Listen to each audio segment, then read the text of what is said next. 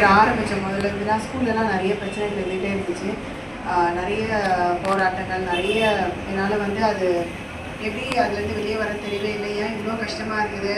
முதல்லலாம் கூட என் தம்பி வேலைக்கு போனேன்னா வேலையை விட்டுருணும் அப்படி தான் நினச்சேன். அவன்கிட்டே சொல்லிட்டு இருந்தேன், நீ வேலைக்கு போனீங்கன்னா நான் வேலையை விட்டுறேன். அந்த அளவுக்கு போராட்டமாக இருந்துச்சு. ஆனால் அதுக்கப்புறம் வந்து ஆண்டவர் ஒவ்வொரு வந்து ஆலோசனை சொல்லிகிட்டே இருப்பார். எனக்கு வந்து ஸ்கூட்டில் போக முன்னாடி அந்த படிக்கட்டில் ஏற முன்னாடி ஜாம் பண்ணிட்டு போ அப்படின்னு சொல்லுவார். அந்த மாதிரி நான் ஜாம் பண்ணிட்டு போவேன். என்னுடைய வகுப்பில் நான் இருக்கிற இடங்கள்லாம் ரத்தத்தை தெளிக்கிறப்பா அப்படின்னு சொல்லிட்டு போவேன். அப்புறம் கொஞ்சம் கொஞ்சமாக சமாதானம் வர ஆரம்பிச்சிச்சு. அதுக்கப்புறம் வந்து இப்போ இந்த ஜனவரி மாதத்தில் வந்து அந்த 17th அந்த ப்ரோக்ராம்லாம் நடந்துச்சு. அதுக்கப்புறம் வந்து அவங்களே எங்கள் மேமே என்னை கூப்பிட்டு விட்டாங்க. நான் போனேன்.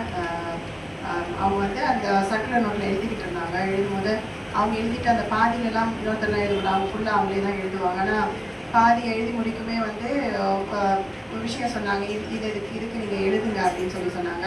நான் அப்படி இந்த பார்த்தேன், அவங்கள எழுதுங்க அப்படின்னாங்க. சரி நான் எழுதிட்டு வாசித்து காட்டும் போது இந்த இது வரல, இந்த ரெண்டுமே வந்து ஒரே மீனிங் தான் வரும், இது கரெக்டு தான் அப்படின்னு சொன்னாங்க. சரி நான் சைன் பண்ணுறேன் அப்படின்னு சொல்லிட்டு அவங்க கீழே சைன் பண்ணி இந்த சர்க்குலர் எல்லாருக்கும் அனுப்பி விட்டுருக்கேன் அப்படின்னு சொன்னாங்க. ஏன்னா இந்த மாதிரி கூப்பிட்டு அவங்க வந்து எதுவும் சொன்னதில்லை. முன்னாடிலாம் வந்து எல்லாரும் சொல்கிறத கேட்டு என் மேலே ரொம்ப கோவப்படுவாங்க, திட்டத்துக்கு மட்டுமே என்னை கூப்பிட்டு விடுவாங்க. அதனால் கூப்பிட்ட உடனே ஒரே பயமாக இருக்கும், ஐயோ எதுக்கு கூப்பிட்றாங்களே தெரியல. ஆனால் இப்போ ஆனால் அப்படி கிடையாது. நான் ஜாம் பண்ணிட்டு உடனே ஜாம் பண்ணிடுவேன் கூப்பிட்றாங்கன்னு. ஆனால் அவங்க வந்து எல்லாரும் என்ன சொன்னாங்கன்னு தெரியாது. ஆனால் ஒவ்வொரு முறையும் இந்த வாட்டிலாம் வந்து நான் வேலை செய்கிறத அவங்க பார்க்குற மாதிரியே ஆண்டவர் செஞ்சார் ஒவ்வொரு இடத்துலையுமே. அதுக்கப்புறம் கூட அவங்க கேட்டாங்க, இந்த சாப்பாடுலாம் வேஸ்ட் பண்ணுறாங்க. இல்லை மத்தியான சாப்பாடு வேஸ்ட் பண்ணல, நாங்கள் பார்த்து தான் அனுப்புகிறோன்னு. ஏன்னா அவங்க நான் சாப்பாடு போட்டுட்டு இருக்கிறத பார்த்தாங்க. அவங்க டீச்சர்ஸ் தான் போடுவாங்க. ஒரு 3 குரூப் பிரித்து போடுவாங்க. பேரண்ட்ஸு சொல்லுவாங்க, நீங்கள் வந்து நின்ன உடனே எல்லாரும் வந்துடுறாங்க மேம் அப்படின்னு சொல்லுவாங்க. அது வந்து அந்த கரெக்டாக செய்யணுங்கிற அந்த இதை வந்து ஆண்டவர் கொடுத்துருக்காரு. கரெக்டாக அந்த இடத்துல போய் நின்றுடுவோம். அதை பார்த்தாங்க. அதே மாதிரி பசங்க பாத்ரூம் போகும்போது அந்த இடத்துலேருந்து நான் கிளம்பி வரதை பார்த்தாங்க. அதுக்கப்புறம் கூட ஒருத்தர்கிட்ட கேட்டிருக்காங்க, ஒருத்தர் இருக்கார், அவர்கிட்ட வந்து பாத்ரூம் போகும்போது யார் அங்கே நிற்கிறாங்கன்னு. அப்புறம் என் பேர் இன்னொரு மிஸ் பேரை சொன்னேன், ஏன் பிடி மிஸ் போய் நிற்க சொல்லுங்கள் அப்படின்னு அவங்க சொல்லியிருக்காங்க. அதனால அவங்க என்னெல்லாம் என்னை பற்றி தப்பாக சொன்னாங்களோ அது எல்லாத்தையும் வந்து அவங்க கண்ணு முன்னாடியே வந்து நேராக பார்க்க வச்சு இன்னைக்கு அவங்களே கூப்பிட்டு அந்த நோட்டில் எழுதினாங்க. அந்த எல்லாரும் சைன் பண்ண பிறகு ஒரு மிஸ் கூட வந்து சொன்னாங்க, என்ன மேம் பேக் டு பேபி, ஏன்னா திருப்பி உங்கள் ஹேண்ட் ரைட்டிங்லாம் அதில் இருக்குது நோட்டில் அப்படின்னு அவங்க சந்தோஷப்பட்டுட்டு போனாங்க. இது வந்து ஆண்டவர் வந்து நான் எவ்வளோ இடத்துல நான் அவமானப்பட வச்சாரோ அதே இடத்துல அதே இதில் வந்து திருப்பி தலை நிமிர்ந்து நிற்க வச்சுருக்காரு. ஆனால் எனக்கு சொல்லுவார் எப்பவுமே ப்ரேயர் வந்து, நான் அந்த இடத்துல உன்னை திருப்பி வயதுட்டு தான் நான் வந்து எடுப்பேன், நான் சொல்கிற வரைக்கும் நீ வரக்கூடாது, நான் வந்து உனக்கு தான் அங்கே ஊழியத்தையே வச்சுருக்கேன் அப்படின்னு சொல்லிக்கிட்டே இருந்தார். ஏன்னா நான் எப்பவுமே வந்து எப்போ ஆண்டவரே எனக்கு இந்த இடத்துலேருந்து எடுப்பீங்க, எனக்கு வேலைக்கு போக இஷ்டம் இல்லைன்னு சொல்லிக்கிட்டே தான் இருந்தேன். ஆனால் ஆண்டவர் வந்து என்ன சொன்னாரோ அதை என் வாழ்க்கையில் நிறைவேற்றி எனக்கு தலை நிமிர்ந்து நிற்க வச்சுருக்காரு. இந்த சாட்சியில் தேவன் தாமே மகிமைப்படுவாராக. ஆமென்.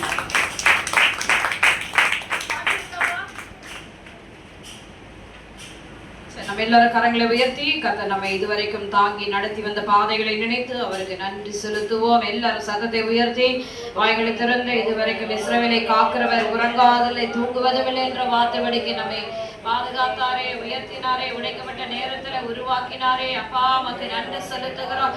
கடந்த நாட்கள் எல்லாம் எங்களை கண்ணின் மணி போல பாதுகாத்தீரே, வழி நடத்தினீரே. தேவனே நன்றியப்பா, நன்றியப்பா, நன்றியப்பா. தொடர்ந்து பரிசுத்த ஆவின் வருகிற 6 நாட்களும் எங்களை நடத்துங்க.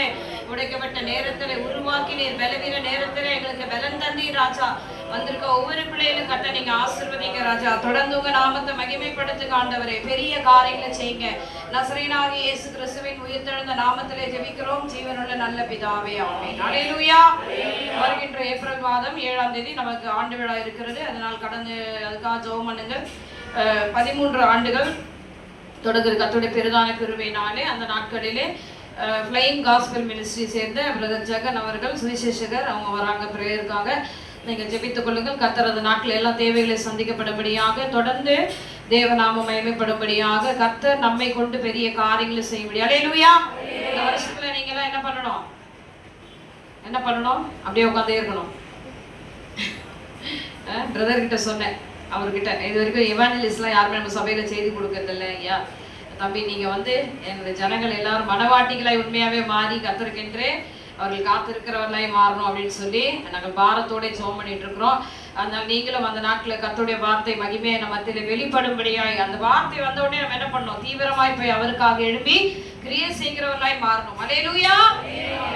வார்த்தைக்கு நேராய் கடந்து செல்வோம். நமக்கு நேரம் இல்லை, திருவிருந்து ஆராதனை வேற இருக்கிறது. மல்கியா தீர்க்கதரிசன புத்தகத்தை எடுத்து திருப்பிக் கொள்வோம். 3ஆம் அதிகாரத்தை திருப்பிக் கொள்ளுவோம். கர்த்தருடைய நாமம் மகிமைப்படுவதாக. 3ஆம் அதிகாரத்திலே முதல் 2 வசனத்தை வாசிக்கும்படியாய் கேட்கிறேன். இதோ நான் என் தூதனை அனுப்புகிறேன்.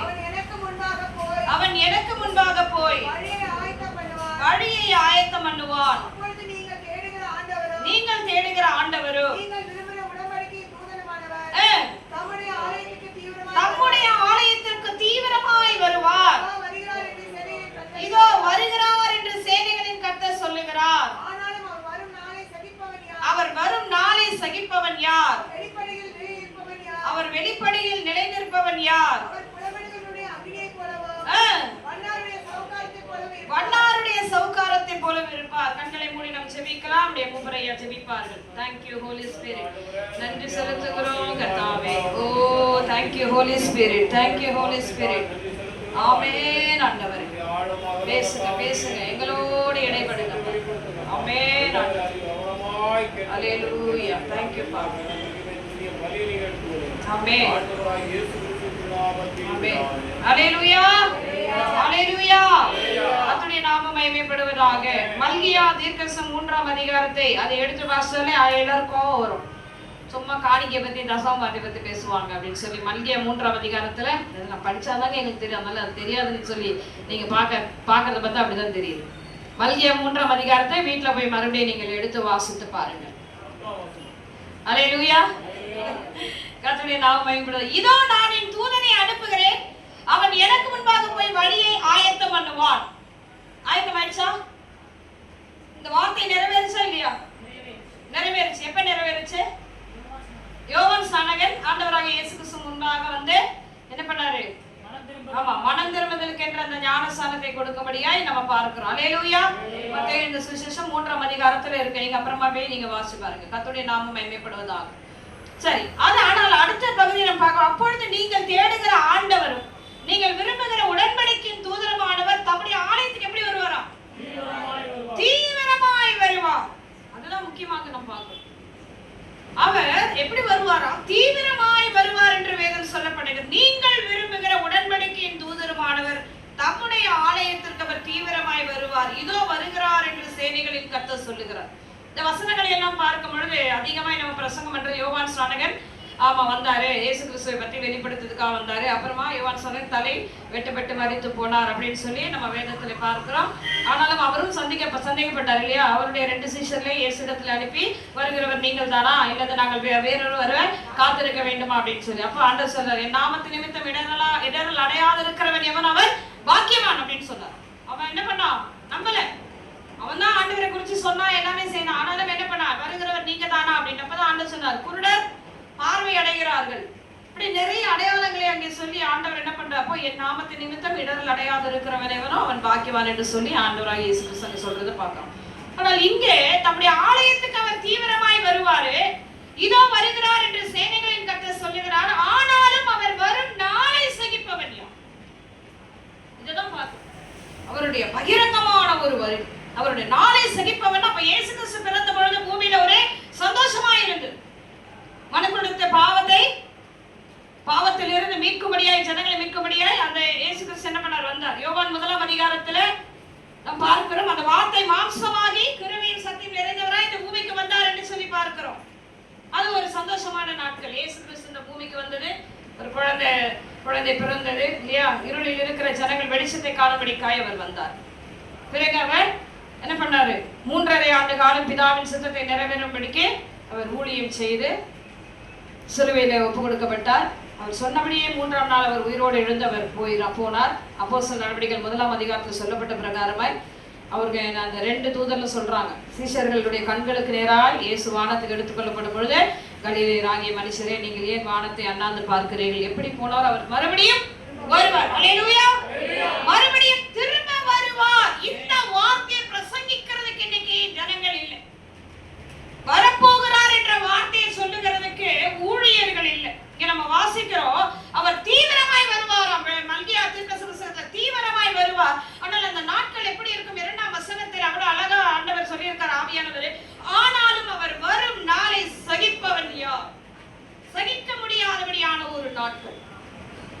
யோவேல் தீர்க்கதரிசி புத்தகம் 2ஆம் அதிகாரத்தை வீட்டுல வாசிங்க.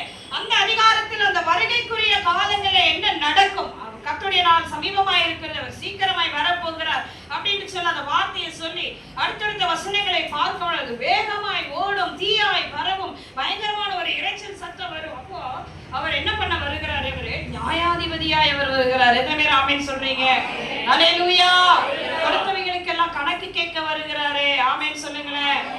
அதான் கிடியோன் இன்ஸ்டிடியூட்ல எல்லாரும் என்ன பண்ணுவாங்க, அந்த பைபிள் கொடுக்குற காணிக்கையை ஆண்டவருக்கு நம்ம பதில் சொல்லணுன்றதுக்காக அதை அச்சிடுறதுக்கு மட்டும் அது என்ன பொருத்தனை பண்ணப்பட்டதோ அவ்வளவு உண்மையாக அதுல உண்மையா இருக்கிறாள். அதனால தான் அந்த ஊழியம் இன்னமும் ஓடிக்கொண்டிருக்கிறது. என்ன அவ்வளவுதானா? ஒரு ஆமென் சொல்லுங்க. அல்லேலூயா சொல்லுங்க. கர்த்தருடைய நாமம் மகிமைப்படுவது. அவர் வரும் நாளை சகிப்பவன் யார் என்றால் அப்படிப்பட்ட ஒரு பயங்கரமான ஒரு சூழ்நிலைகள் அந்த நாட்களிலே அது சம்பவிக்கும் என்று சொல்லி நம்ம பார்க்கிறோம். இயேசு கிறிஸ்து தம்முடைய பிதாவின் மகிமை பொருந்தினவராய் அவர் வருவார். ஒரு வருமை எப்படி வருவார்? பிதாவின் மகிமை பொருந்தினவராய் வருவார். பிதாவுக்கு என்று ஒரு முகம் இருக்கு. அல்லேலூயா. கண்ணுக்கு கண், பல்லுக்கு பல் என்று சொன்னதை நீங்கள் கேள்விப்பட்டிருப்பீர்கள் என்று சொல்லி ஆண்டவர் என்ன பண்ணுவாருங்க, மலை பிரசங்கத்துல சொல்லி கொடுப்பாரு. உன்னை ஒரு கணத்துல அடிச்சா இது யாரு சொல்றது? யாரு? இயேசு கிறிஸ்து. நான் பிதா சொல்றாரு, கானானியர் கானான் தேசத்துக்கு போகும்போது அங்க 7 அருவருப்பான ஜாதிகள் இருக்கு.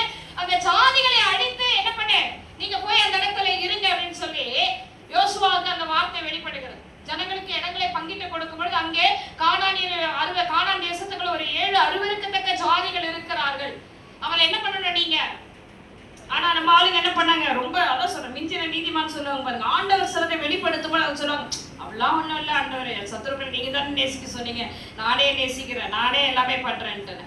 கர்த்தர் சில காரியங்களை வெளிப்படுத்தும் பொழுது அவைகளுக்கு சில இடங்களிலே பரிசுத்த ஆவியானவர் அனுப்புகிறார், சில இடங்களில் ஆவியானவர் அதை தடை செய்கிறார் என்று அப்போஸ்தலர் நடவடிக்கைகள் ஊழியர்கள் அப்போஸ்தலருடைய நடவடிக்கைகளை பார்க்கும் பொழுது 12 சீஷர்களை கர்த்தர் வழிநடத்தினர்களும் அதுக்கப்புறம் பிரசங்கம் பண்ணினதான யூதர்களுக்கு சொல்லப்பட்ட அந்த வார்த்தைகள் எப்படி கிரியை செய்தது, எப்படி அப்போஸ்தலனாகிய பவுல் ஜனங்களை சந்தித்தார் என்பதை திட்டமும் தெளிவாய் அப்போஸ்தலர் நடவடிக்கைகள் இருக்கு. சில இடங்களில் ஆவியானவர் அனுப்புறார், சில இடங்களில் அவரே தடை செய்கிறார். ஆனா பாருங்க, ஒரு சுவிசேஷம் போகிற இடத்துல ஆண்டவர் தடை செய்கிறாருன்னா என்ன அர்த்தம் சொல்லுங்க? அப்ப அவர் தானே சொல்லியிருக்காரு, ரத்த சாட்சியா நீ மரிக்கணும்னு சொன்னாரு, அவர் ஏன் தடை செய்யறாரு? ஆனால் அவர்கள் தேவனுடைய சத்தத்துக்கு செவி கொடுத்தார்கள். ஆவியானவர் தடை பண்ணிட்டாரா? அவ்வளவுதான், போக முடியாது, அவ்வளவுதான். அப்போஸ்தலனாகிய பவுல் ரோமேயர்களை சந்திக்க ரொம்ப சந்தோஷமா அவர் காத்துக்கிட்டே இருந்தார். ரோமர் 1ஆம் அதிகாரத்துல பாத்தீங்கன்னா தெரியும், உங்களை வந்து சந்திக்கிறதுக்கு நான் ஆவலா இருக்கேன், ஆனா எனக்கு அந்த பிரயாணம் வாய்க்கல அப்படின்னு சொல்லி ரொம்ப அவர் வேதனைப்பட்டு சொன்னதை பார்க்க முடியும். ரோமர் நிருபம் 1ஆம் அதிகாரத்தை நீங்கள் திருப்பிக் கொள்ளுங்கள். அங்கே சில வசனங்கள் அங்கே சொல்லப்பட்டிருக்கிறது. கர்த்தருடைய நாமம் மகிமைப்படுவதாக, கர்த்தருடைய நாமம் மகிமைப்படட்டும். 10ஆம் வசனத்திலிருந்து நீங்கள் சிறப்பிடுவதற்காக ஆவிக்குரிய சில வரங்களை உங்களுக்கு கொடுக்கும்படிக்கு உங்களிலும் என்னிலும் உள்ள விசுவாசத்தினால் உங்களோடு கூட நானும் ஆறுதல் அடையும்படிக்கு உங்களை காண வாஞ்சையா இருக்கிறபடினாலே எவ்விதத்திலாவது நான் உங்களிடத்தில் வருகிறதுக்கு தேவனுடைய சித்தத்தினால எனக்கு நல்ல பிரயாணம் சீக்கிரத்தில் கிடைக்க வேண்டும் என்று வேண்டிக் கொள்ளுகிறேன். ஆனா அவர் போனாரா அப்படின்னா கட்டப்பட்டவர்கள் சிறைச்சாலை, அதாவது அவர் ஒரு கைதியாகத்தான் அந்த இடத்துக்கு போனார். அதனாலதான் இதுவரைக்கும் பாரம்பரியங்கள் இருக்கிறவர்களை நம்மளால மாத்தவே முடியல. சிலை வழிபாடுகள் தான் எங்களுக்கு முக்கியம். எங்களுக்கு கண்ணுக்கு தெரியணும், கண்ணுக்கு தெரிஞ்சாதான் நாங்க நம்புவோம்.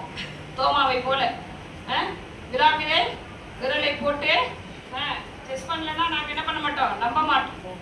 இன்னும் நம்மை குறித்து ஆண்டவர் வந்துட்டு சொன்னார், இன்னைக்கு காணாதபடி விசுவாசிக்கிறவர்கள் பாக்கியவான்கள். அல்லேலூயா. எத்தனை யாராவது இயேசுவை பார்த்தீங்களா? பிதாவை தரிசித்தீங்களா? பரிசுத்த ஆவியானவரை உணர்கிறோம், பரிசுத்த ஆவி அக்கினியை உணர்கிறோம். அல்லேலூயா, அல்லேலூயா. இங்கே அவர் சொல்லுகிற காரியங்கள் மல்கியா தீர்க்கதரிசி புத்தகத்திலே அவர் தீவிரமாய் வரப்போகிறார். அந்த நாளை சகிக்கத்தக்கவன் யார் என்று சொல்லப்படுகிறது. ஆம்பரியமானவர்களே, அப்படிப்பட்ட ஒரு நாட்களை யாராலும் சகிக்க முடியாது. 2ஆம் வசனத்திலே மல்கியா 3:2 அவர் வெளிப்படுகையில் எப்படி இருக்கும், நிலை நிற்பவன் யார்? நிலை நிற்க கூட முடியாது. ஏன் இப்படி நடக்குது அப்படி என்றால், இயேசு தாமதமா வருவாரு அப்படின்னு சொல்லி சிலர் இருப்பாங்க. சிலருக்கு பிரசங்கமே பண்ணப்படுகிறது இல்லை. இயேசு வரப்போகிறார், ஆயத்தமா இருங்கன்னு சொல்லி பாவத்தை குறித்து கண்டித்து உணர்த்துறதுக்கு பயப்படுறாங்க. ஆவியானவருக்கு இடம் கொடுக்கல.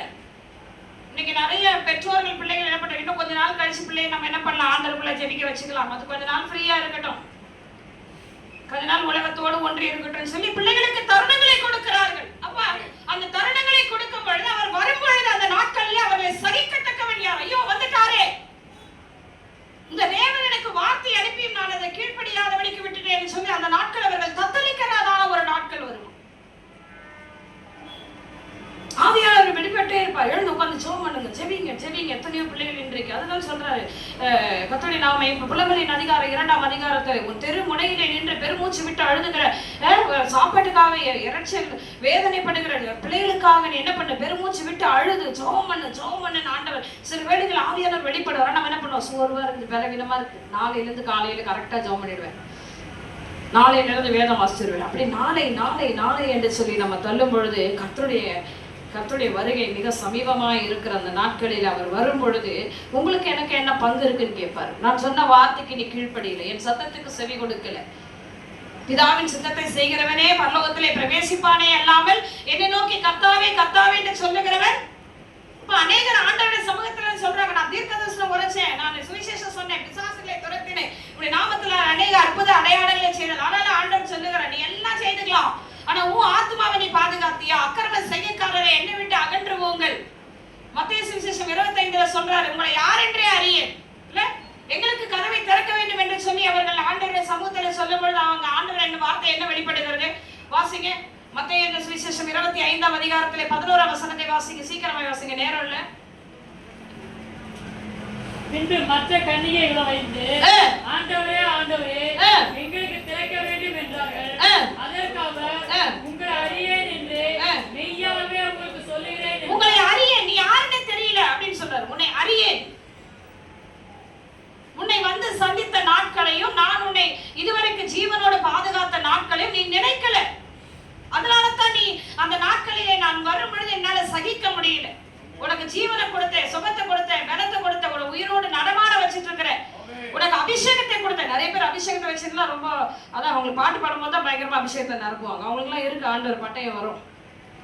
ஆராதனை இருக்கும்போது அவங்க அப்படியே ஆவியில பயங்கரமா நிரம்புவாங்க. ஆண்டவர் சொல்ற மத்த நேரங்கள்ல கத்தராகி தேவனுடைய ஆவியானவர் என் சிரசில இருக்கிறான்ற அந்த நினைவு உனக்கு எங்க போச்சு? ஆவியானவராகி எனக்கு இடம் கொடுத்தியா? நீ பேசும்பொழுது நான் தடுத்தேனே, நீ பேசினாயே, தகாத வார்த்தைகளை கொண்டு பேசினாயே, குற்றப்படுத்தினாயே, ஆண்டவர் சொல்லுவார். அதனாலதான் இங்க சகிக்கத்தக்கவன், அதாவது சகிக்கத்தக்கவன் யார்? அந்த நாளை யார் சகிக்க முடியும்?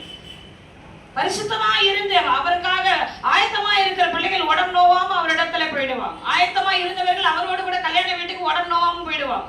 கைவிடப்பட்டவர்கள் அந்த நாட்களிலே சகிக்கத்தக்கவன் யார் என்று சொல்லப்பட்டிருக்கிறது. அல்லேலூயா. உள்ளே இருக்கீங்களா? ஒரு அல்லேலூயா சொல்லுங்க. அவர் எப்படி வருவாராம்? அவர் புடமிடுகிறவருடைய அக்கினியை போல வண்ணாருடைய சவுக்காரத்தை போல இருப்பார். அவர் உட்கார்ந்து வெள்ளியை புடமிட்டு சுத்திகரித்துக் கொண்டு இருப்பார். அல்லேலூயா. சுத்திகரிப்பார். அவர்கள் கர்த்தருடையவர்களா இருக்கும்படிக்கு நீதியாய் காணிக்கை செலுத்தும்படிக்கும் அவர்களை பொன்னை போலும் வெள்ளியை போலும் என்ன பண்ணுவாரு? வசந்த வாசிங்க, வீட்டுல போய் வாசிங்க. காணிக்கை பத்திலாம் நான் பேச வரவே இல்லை. அப்பா சொல்றாரு, காணிக்கை எடுக்கிற அளவுக்கு அவங்களுக்கு என்ன குறைவு இருக்கு? அப்படிலாம் கிடையாது. உனக்கு பலனே இல்லைன்னா நீ எப்படி வேலைக்கு போவ? காணிக்கை எடுக்கிற அளவுக்கு அவங்களுக்கு பலவீனம் வந்தது யோசிக்கணுமா? ராயனுக்குரியதை ராயனுக்கு செலுத்து, தேவனுக்குரியதை தேவனுக்கு செலுத்துன்னு இயேசு கிறிஸ்து சொன்னாரு. வாடகை வீட்டுல வாடகை கொடுக்கலாம் உங்களை உட்கார வச்சிருப்பானா? உங்களை தான் கேட்கிறேன்.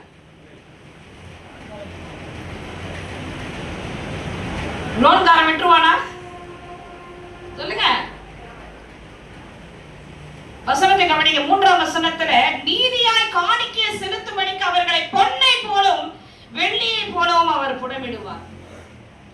அப்பொழுது பூர்வ நாட்களிலும் முந்தின வருஷங்களிலும் இருந்தது போல யூதாவின் காணிக்கை எருசலேமின் காணிக்கையும் கர்த்தருக்கு பிரியமாயிருக்கு. அப்ப இதுக்கு முன்னாடி நீ செலுத்துற காணிக்கை நசல் கொண்டதும் விருப்பம் இல்லாததா இருக்கு. அவர் நியாயாதிபதியாக அவர் வரப்போகிறார், நியாய தீர்ப்பு செய்யும்படியாக. யாரெல்லாம் மாட்டுவாங்க? 5ஆம் வசனம் இருக்கு, வாசிங்க. நான் நியாய தீர்ப்பு செய்யும்படி உங்களிடத்தில் வந்து பொய்யான இடிகளுக்கும் எனக்கு பயப்படாமல் விதவைகளை திக்கற்ற பிள்ளைகளுமாகிய கூலிக்காரன் கூலியை அபகரித்துக் கொள்ளுகிறவர்களுக்கும் பரதேசிக்கு அநியாயம் செய்கிறவர்களுக்கும் விரோதமாய் தீவிரமான சாட்சியாய் இருப்பேன். விரோதமாய் எப்படி வருவாரா? தீவிரமான சாட்சியாய் அவர் வருவார். இன்னைக்கு சட்டம் செய்த நன்மைகளை மறந்து இன்னைக்கு சாட்சி சொல்ல கூட நிறைய பேர் வரமாட்டாங்க, வெக்கமா இருக்கும். ஆண்டவர் சொல்லியிருப்பாங்க, பெருசா நாங்க செய்யும்போது நீங்க சொல்றோம் பாருவாங்க பெருசா. ஆமா, நீங்க இப்பதான் கால்வாசி முடிச்சிருக்கிறீங்க, அதெல்லாம் எனக்கு 100% வரும்போது 100% வரும்போது நீ இருக்கவே மாட்டேன் ஆலயத்துல. விசுவாச போய் அங்க குற்றப்படுத்துவான். ஏன் ஆண்டவரை இவளுக்கு ஜீவனை கொடுக்குறீங்க, ஏன் இவளுக்கு சுகத்தை கொடுக்குறீங்க, ஏன் இவளுக்கு பலனை கொடுக்குறீங்க, ஏன் இந்த போராட்டத்தில் அவளை விடுதலையாக்கி உன்னை குற்றப்படுத்துகிற சத்துருவாகிய விசுவாசம் தேவனிடத்துல போய் தைரியமா அவன் கேட்பான். செய்த நன்மைகளை மறந்து உட்கார்ந்து இருக்கிற அவளை கொஞ்சம் தொடுபடி எனக்கு என்ன பண்ணுங்க, பெர்மிஷன் கொடுங்கன்னு சொல்லி கேட்டு உத்தரவோடு கூட அவன் வருவான். என்னென்ன இதெல்லாம் பாருங்க, இதெல்லாம் நமக்கு தான். நான் நியாய தீர்ப்பு செய்யபடி உங்களிடத்தில் வந்து சூனியக்காருக்கும் உபச்சாரக்காருக்கும் பொய்யானை நமக்கு விரோதமே சூனியம் செய்யறாங்க பாருங்க, ஆண்டவர் அவர்களை சந்திப்பாராம். பரிசுத்தமாய் நம்ம இருக்கக்கூடாது என்று சொல்லி நம்முடைய இருதயத்தை வேறு பக்கமாய் திருப்புகிற மனுஷனை பொய்யானை இடுவார்கள். பொய்யானை அப்படியே ஆயத்தரும் சொல்லுவாங்க. அனனியா சபீராலை குறித்து பார்க்கும் பொழுது காணியாட்சி அவளுடைய காணியாட்சியை விற்று கொண்டு வந்தாங்க. ஆனா புருஷன் முன்னாடி 2 பேரும் பேசிக்கிட்டாங்க. கணவன் முன்னாடி வராரு, வந்த உடனே என்ன சொல்றாரு, பேதுரு இடத்துல காணிக்கை கொண்டு வந்து வைக்கும் பொழுது அங்கே பேதுருக்குள்ள பேதுரு தான் அவன் பார்த்தான், உள்ள இருக்க பரிசுத்தாவியானவர் தெரியாது. நிறைய பேர் வேலையை கேட்டு வாங்கிப்பாங்க, ஆண்டவர் எனக்கு பெரிய வேலையை கொடுக்கணும், ஆனால் கர்த்தரை கனப்படுத்த வேண்டிய காரியங்களே நீங்க ஆண்டவர் கொஞ்சத்திலேயே நீ உண்மை இல்லை, நீ கொடுத்த 10,000 ரூபாயிலே நீ உண்மை இல்லை, உனக்கு எப்படி நான் 1 லட்சம் கொடுப்பேன், கொஞ்சத்திலே உண்மை உள்ளவனை அநேகத்தின் மேல் அதிகாரியாக வைப்பேன் அப்படின்னு சொன்னார். அப்ப இங்க யாருக்காக வழக்காடுறாரா, உனக்கு விரோதமாக இருக்கிற இடத்துல ஆண்டவர் வழக்காடுறாரு பாருங்க. எனக்கு பயப்படாமல் விதவைகளையும் திக்கற்ற பிள்ளைகளும் ஆகிய திக்கற்ற பிள்ளைகள் நீங்க உங்களுடைய கூலிகளை பறிக்கிற உங்கள் எஜமான இடத்துல தேவன் வழக்காடுவார் என்று வேதம் சொல்லப்படுகிறது. அநேகர் இப்ப வேலை செய்வாங்க, சம்பளமே இருக்காது. நிறைய பேருக்கு சம்பளமே சரியா போட மாட்டாங்க, 2 மாசம் சேர்த்து போடுவாங்க சம்பளம் இருக்கு. அப்படிப்பட்ட பிள்ளைகளை பார்க்கும்போது வேதனையா இருக்கும். ஆண்டு சொல்றாரு, அவர்கள் உனக்கு இப்படி செய்கிற எஜமானனை நான் நிச்சயமா சந்திப்பேன், ஆனா நீ உண்மையாயிரு. காலையில நீ எழுந்து நடந்து இன்னைக்கு வந்திருக்கிறனா என்னோட கிருபை இறக்கும் தயவு தான். எத்தனை பேர் ஒத்துக்கிறீங்க?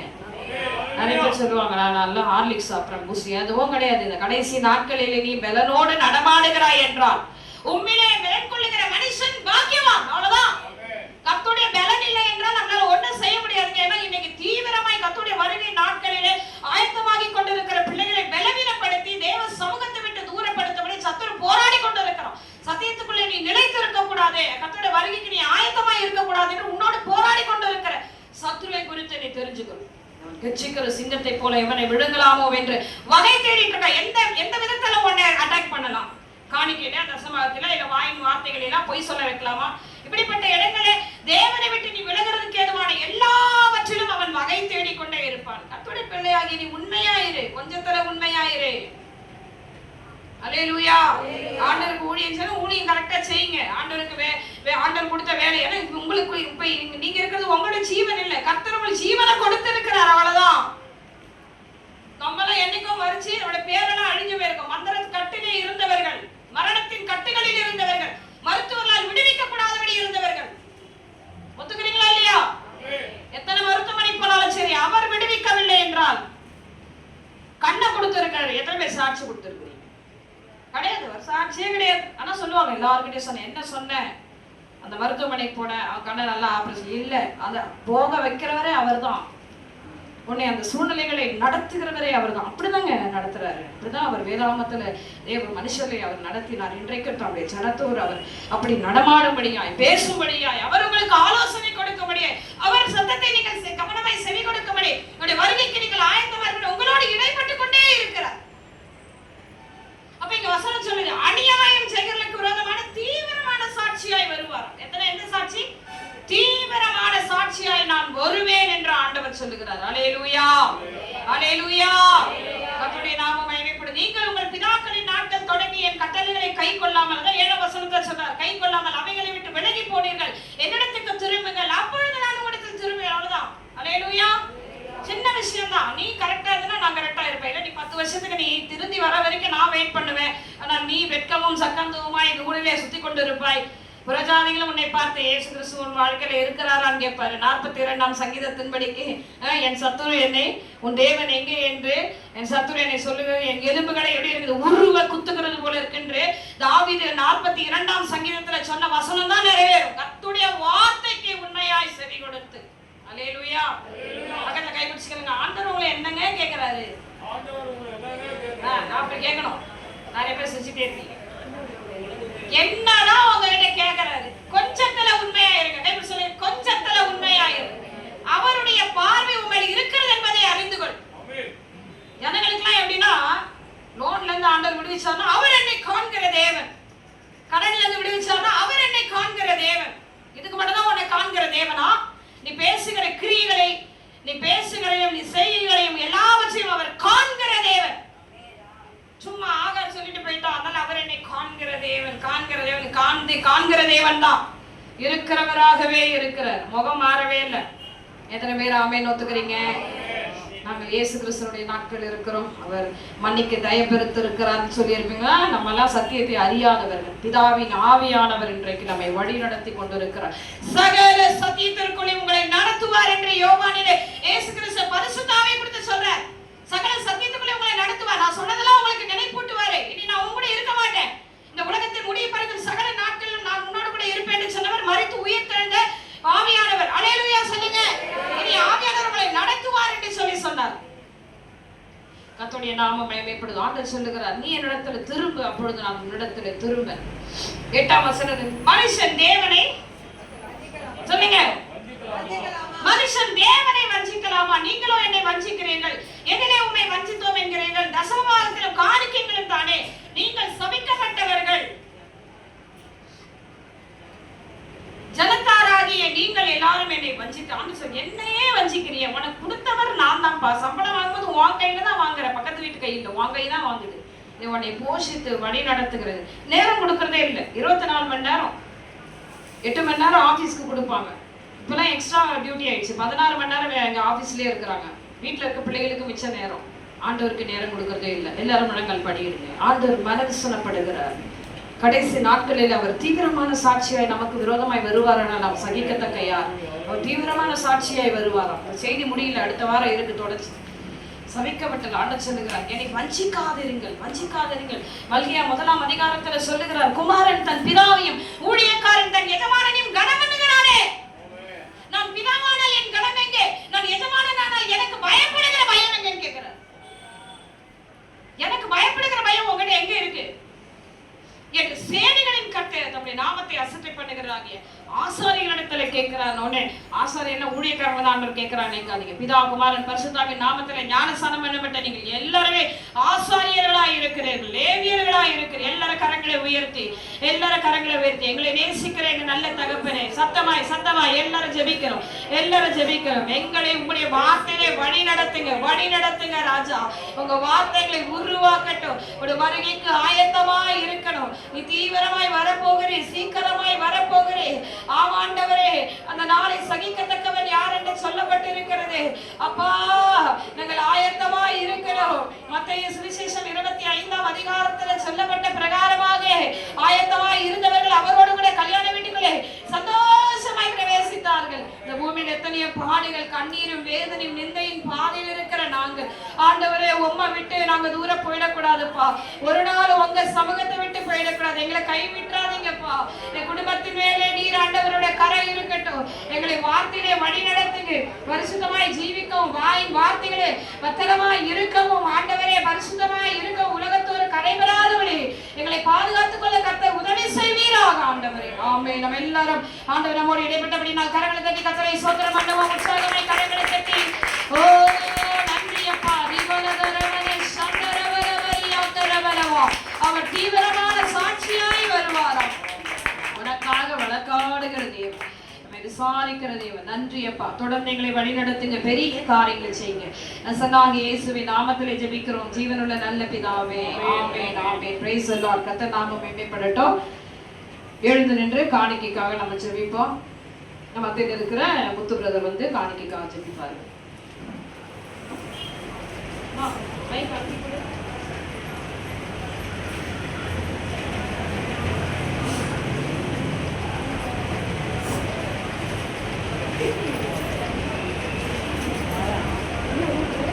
ஸ்தோத்திரம்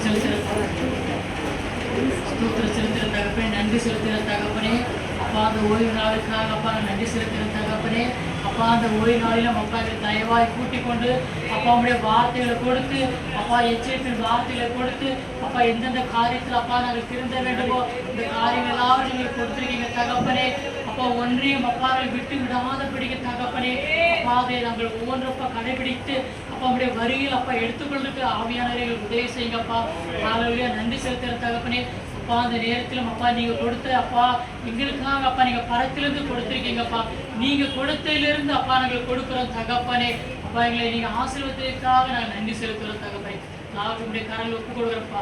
துதி கன மகிமையாம் ஒருவருமே செலுத்துகிறோம். இயேசு கிறிஸ்துவுக்குள் ஜெபிக்கிறோம் எங்கள் ஜீவன் நல்ல பிதாவே.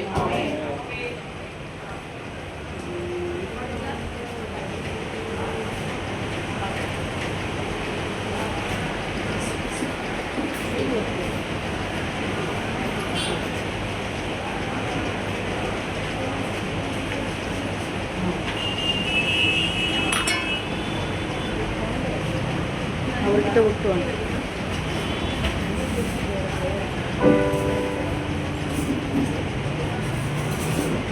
இஸ்ரவேலின் நாதனாக வாழும் ஏக தெய்வம், சத்திய ஜீவமாக்கமான தெய்வம், மனிதனாய் பூமியில் பிறந்த சிநேக தெய்வம், நித்திய ஜீவன் நல்கிடும் நல் தெய்வம், ஏகோவா ராஜாதிராஜனே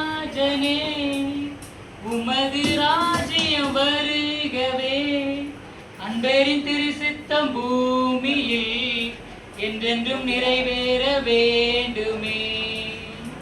ஏகோவா ராஜாதிராஜனே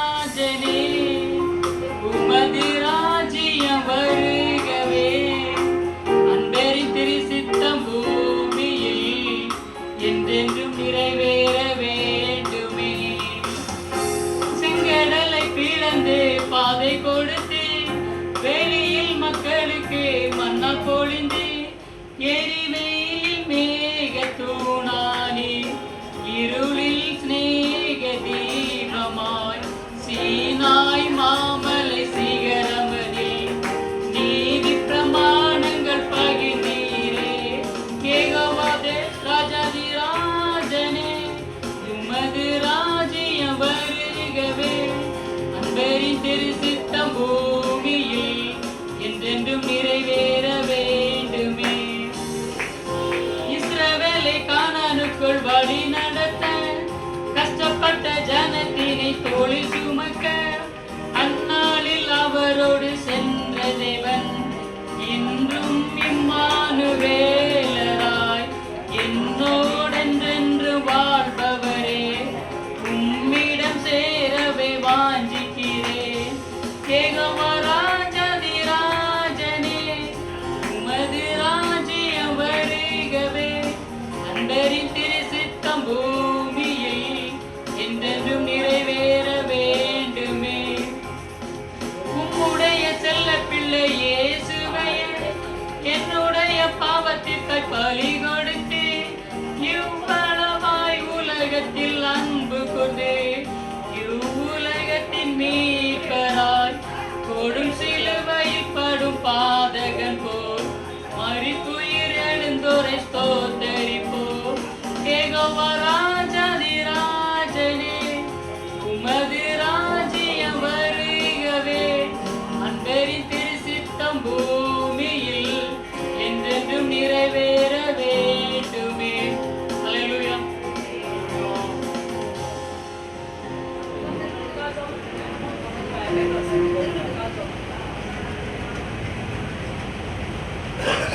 தகப்பனே நன்றி செலுத்துகிற தகப்பனே. அப்பா அந்த ஓய்வு நாளிலும் அப்பா எங்களை கூட்டிக் கொண்டு வந்து அப்பா உடைய ரத்தத்தினால் கழுவி அப்பா ஹல்லேலூயா ஸ்தோத்திரம் அப்பா. பிதாவுக்கு முன்பாக ராஜாக்களும் ஆசாரிகளுமாக அப்பா எங்களை மாற்றிட்டீங்க தகப்பனே. அப்பா நான் நன்றி செலுத்துகிற தகப்பனே. அப்பா உலகத்தில் அப்பா உண்மை அறியாமல் இருந்த தகப்பனே. அப்பா காட்டொலியும் மரமாக இருந்த தகப்பனே. அப்பா எங்களை தகப்பனே ஒலிவ மரமாக தகப்பனே எங்களை கொண்டு வந்தீங்க தகப்பனே. அப்பா நாங்கள் உண்மை அறியாமல் இருந்த தகப்பனே. அப்பா உங்களுடைய நாமத்தை எங்களுக்கு கொடுத்து அப்பா அப்பா இவ்வளவாய் தகப்பனே உலகத்தில் அன்பு கூர்ந்து தகப்பனே எங்களை கொண்டு வந்ததுக்காக நாங்கள் நன்றி செலுத்துகிறோம் தகப்பனே. அப்பா அந்த நாளை தகப்பனே உங்களுடைய ரத்தத்தினால் எங்களை பாவலர் எங்களை கழுவி அப்பா எங்களை தூய்மையாக்கி இருக்கீங்களே அதற்காக நன்றி செலுத்துகிறோம் தகப்பனே. ஹல்லேலூயா ஸ்தோத்திரம் அப்பா. இந்த ஓய்வு நாளின் தகப்பனே உடைய அப்பா ரத்தத்தையும் அப்பா உடைய அப்பா பானத்தை பருகப்பட போறோமே அதற்காக நாங்கள் நன்றி செலுத்துகிறோம் தகப்பனே. ஹல்லேலூயா ஸ்தோத்திரம் ஸ்தோத்திரம் அப்பா. நன்றி அப்பா. ஆமென்.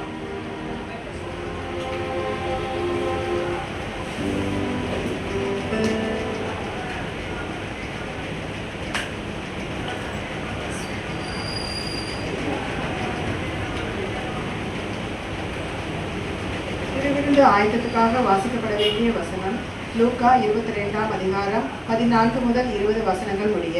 வேளை வந்தபோது அவரும் அவருடனே கூட 12 அப்போஸ்தலரும் பந்தி இருந்தார்கள். அப்பொழுது அவர் அவர்களை நோக்கி, நான் பாடுபடுகிறதுக்கு முன்னே உங்களுடனே கூட இந்த பஸ்காவை புசிக்க மிகவும் ஆசையாயிருந்தேன். தேவனுடைய ராஜ்யத்திலே இது நிறைவேறும் அளவும் நான் இனி இதை புசிப்பதில்லை என்று உங்களுக்கு சொல்லுகிறேன் என்று சொல்லி அவர் பாத்திரத்தை எடுத்து ஸ்தோத்திரம் பண்ணி, நீங்கள் இதை வாங்கி உங்களுக்குள்ளே பங்கிட்டுக் கொள்ளுங்கள். தேவனுடைய ராஜ்யம் வரும் அளவும் நான் திராட்சை பழ ரசத்தை பானம் பண்ணுவதில்லை என்று உங்களுக்கு சொல்லுகிறேன் என்றார். பின்பு அவர் அப்பத்தை எடுத்து ஸ்தோத்திரம் பண்ணி அதை பிட்டு அவர்களுக்கு கொடுத்து, இது உங்களுக்காக கொடுக்கப்படுகிற என்னுடைய சரீரமா இருக்கிறது, என்னை நினைவு கூறும்படி இதை செய்யுங்கள் என்றார். போஜனம் பண்ணின பின்பு அவர் அந்தபடியே பாத்திரத்தையும் கொடுத்து, இந்த பாத்திரம் உங்களுக்காக சிந்தப்படுகிற என்னுடைய இரத்தத்தினால் ஆகிய புதிய உடன்படிக்கையாய் இருக்கிறது என்றார் என்பதே. ஆமேன் ஆமேன்.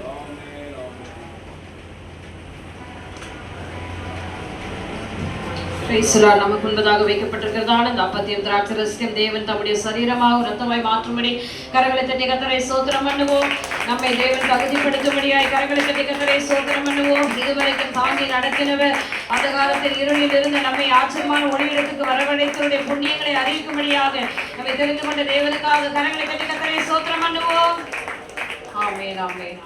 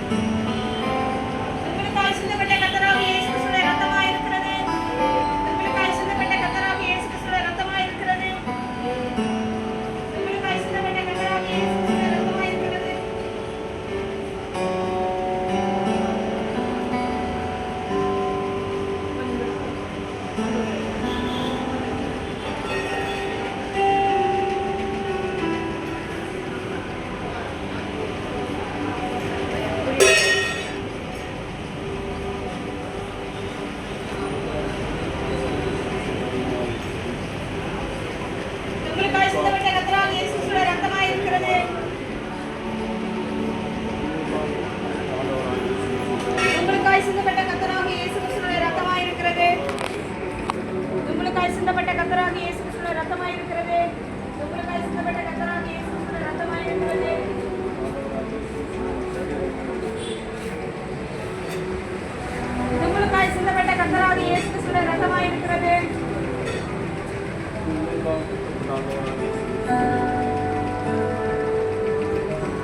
சிந்தப்பட்ட கர்த்தராகிய இயேசு கிறிஸ்துவின் இரத்தமாய் இருக்கிறது. உங்களுக்காய் சிந்தப்பட்ட கர்த்தராகிய இயேசு கிறிஸ்துவின் இரத்தமாய் இருக்கிறது. உங்களுக்காய் சிந்தப்பட்ட கர்த்தராகிய இயேசு கிறிஸ்துவின் இரத்தமாய் இருக்கிறது. உங்களுக்காய் சிந்தப்பட்ட கர்த்தராகிய இயேசு கிறிஸ்துவின் இரத்தமாய் இருக்கிறது. உங்களுக்காய் சிந்தப்பட்ட கர்த்தராகிய இயேசு கிறிஸ்துவின் இரத்தமாய் இருக்கிறது. உங்களுக்காய் சிந்தப்பட்ட கர்த்தராகிய இயேசு கிறிஸ்துவின் இரத்தமாய் இருக்கிறது. உங்களுக்காய் சிந்தப்பட்ட கர்த்தராகிய இயேசு கிறிஸ்துவின் இரத்தமாய் இருக்கிறது. உங்களுக்காய் சிந்தப்பட்ட கர்த்தராகிய இயேசு